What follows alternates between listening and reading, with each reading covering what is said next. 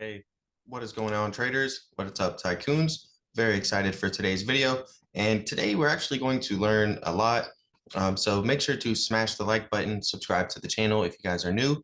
I'm going to be posting content like this every single week, uploading multiple videos a week, breaking down technical analysis and my thoughts on the market.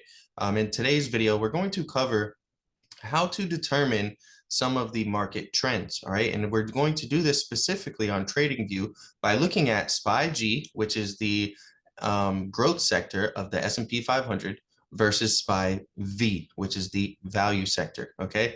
And what this is going to do is going to basically give you a gauge on market sentiment and whether or not we are more defensive, right? And whether or not we are more risk on or risk off in the market. Okay. Now, what this does is this basically, if this goes up, okay, and you see this trading at elevated levels, this basically means that growth stocks are trading higher than value stocks. Okay. You tend to see this in a bull market. Okay. So, we can come over here and look at 2021, right? And this is 2021, and we see that SPY-G is growing and at a higher price than SPY-V, okay? So meaning that growth stocks, are pumping, right? This is when Kathy Wood's ARK fund is, going to the moon. Growth stocks are performing very well in bull markets, okay? Well, this year in 2022, right? This is January right over here. You can see that we're clearly in a downtrend, right? So growth stocks are heading lower and lower, okay? And value stocks, right? As this gets lower, what this basically means is value stocks are getting higher, okay? So what that means is that, those value plays, right? Those are institutional defensive plays, okay? Meaning that, all right, well, growth is out the window, especially with Fed interest rates hiking, okay, that's very, very hurtful to growth stocks specifically. So, then the market shifts to more value plays, right? And it starts looking at value stocks more. All right. So what this does is this basically lets us know that we are, still in a bear market essentially. Okay. And we're trading in this giant bearish channel. Now, if you're confused about what all of these are all over the chart, these are gaps. Okay. They are gaps on the daily chart specifically. And, typically these fill about 90% of the time historically in the market. Okay. Just to give you a few examples. All right. Here we can see in the past, okay, if we zoom in, we have a couple gaps over here. And we can see that sometimes they fill quickly and sometimes they take a very long time to fill. So the big question is, when are they going to fill? Not if they're going to fill. Okay, we can see that there's a gap in between these two candlesticks, and shortly later we come over and we fill that gap. All right, same thing right here. There's another gap. I don't have these gaps on the chart anymore, just a couple on here to show you some examples. Right here, we have a gap in between those candlesticks. And much later in the future, we end up coming down and filling that gap. Okay, so that's why I have these on the chart. There are areas of interest that I want to pay attention to let me know possibly where we could run. And, the main question I just have to ask myself is when. Okay, so we have tons of gaps up to fill on the chart, but we have a very big gap down to fill here recently. So what this means is that, we may see the bearish channel continue, okay? And, we may come back down and fill this gap to the downside. This would mean that more growth stocks are dropping, okay? And that more value stocks are going to be going up, all right? That's basically what that is going to mean. Now, we could come up here and fill these gaps before we come down and fill this gap, okay? Just because we're in this bearish channel doesn't mean we can't come up and retest the top of this channel, okay? There's been multiple times we've done that, but what I specifically want to do, okay, is actually teach you guys a couple signals that you can use to perhaps get in and out of some of your favorite growth stocks by looking at the SPY-G, SPY-V pair, okay? So what we're going to do is look at our MACD, all right? So this is our MACD over here, and we're going to look for buy and sell signals on the MACD, okay? Specifically, what I mean by buy and sell signals is I'm going to be tracking this blue line here, okay? So this blue line is really going to be our signal line. And when you see it cross below the orange line and you see it trading, far below the orange line and keeping that momentum, okay, this is your sell signal right here. All right. So we'll go on the chart and we'll take a look at that sell signal and see, basically how much growth fell compared to value at this time, right? And this is right up here at the peak, okay? And, growth dropped about 13%, and, ultimately about 17, 18% right over there, okay? Now, not all of the time this is going to work, okay? But there is many times that you can use this signal to, really help yourself on, specifically when it comes to the MACD, right? So we can see over here, we get a buy signal where the blue line is crossing above the orange line.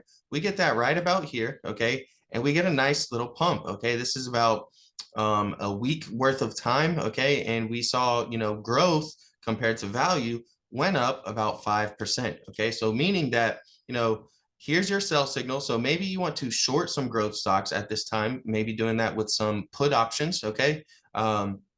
And then you can take a look, and once you get your MACD buy signal, you can either take that as an exit for your short position, or you can take a a small long position, right, and go long, and just basically try to ride that, right? And it's always a good idea to take some profits because even though this blue line was trading above, ultimately we did end up dropping down lower, okay? We got our buy signal here, we came up, and then ultimately we did end up creating new lows. But as I mentioned, this was about a week worth of positive growth, especially in the growth stock specifically, right? And over here, what we're doing, we get our sell signal. The blue line comes up, it crosses down below, and we get a very sharp drop in the growth sector, right? And we can see here, okay, that was a 15% drop is what that ended up leading to, right? And then we get our buy signal on the MACD. All right, and our buy signal is over here. And again, we're seeing the blue line cross above, okay, and it's trading above, and we're seeing, growth grow basically and go higher on the chart. So that's mainly the main reason we're watching this. It's very good to look for these signals. And one thing I also want to give a shout out to is the relative strength index down here as well, okay? So notice how when we got our buy signal on the MACD, we also were oversold on the relative strength index, okay? This is the oversold line. It's 30, below 30 is oversold on the relative strength index. So we can see that some of these things are correlating with each other. And that's something that you can use as a trader to your advantage, right? So, over here, we're overbought on the RSI, right? And then look at what we get. We get a sell signal, okay? Over here, right, we get a buy signal right here, and look at where we're at. We're right at 30 on the relative strength index, okay? Over here, we get a sell signal, right? And we see a sharp drop in the price of growth, okay? We get the sell signal, and we have overbought on the RSI, okay? So now you can start to combine these things together and really give yourself some signals and some clues, and then you can use the gaps as well to help give yourself a little bit of some targets, okay?